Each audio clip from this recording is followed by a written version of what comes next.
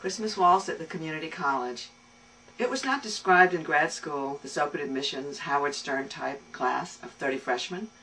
The boys clumped together in the back, big-tongue sneakers, backwards caps, ponytails, Joey Buttafuoco mouths in motion, especially during the required daily free writing.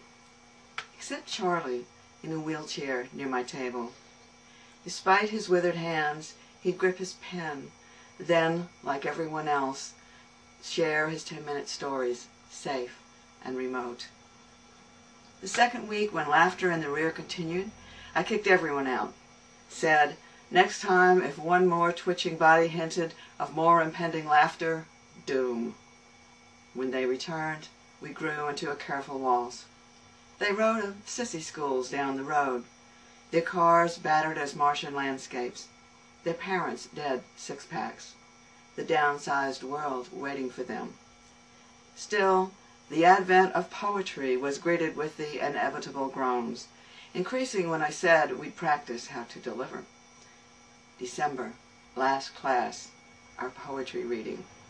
The 6'5" student, usually in ripped jeans, hooded sweatshirt, hair under hat, strode in late, locks slicked back like alfalfa, tweed suit, spit-shined shoes, the predictable cheers.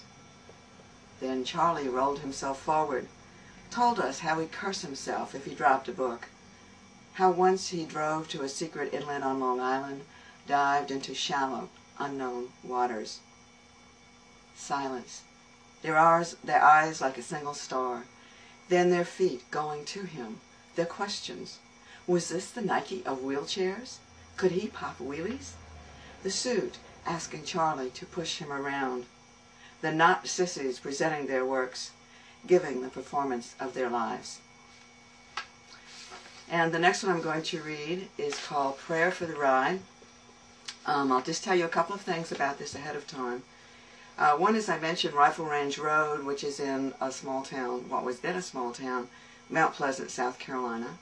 I also mentioned bottle collecting because we had no stores to take our bottles to for 2 cents a piece.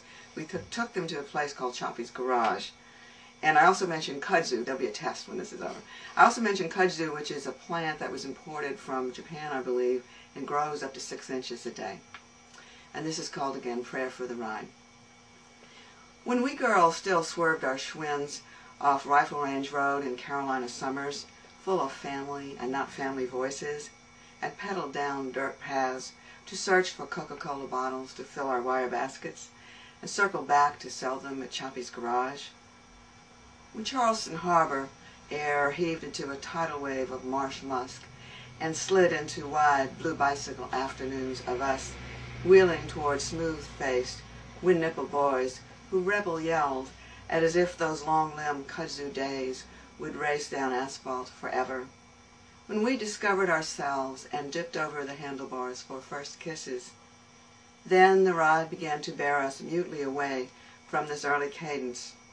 Despite the road blurring behind me, the cold sweeping in at the shoulders, let me go all the way to the tidewater's edge, then lean down into the coming star haze to feel the song of the bright, wild spokes and hear the tunes of familiar faces.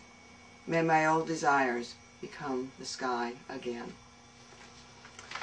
And I'd just like to show the first book and my favorite book that has come out, Look for Fields of Land.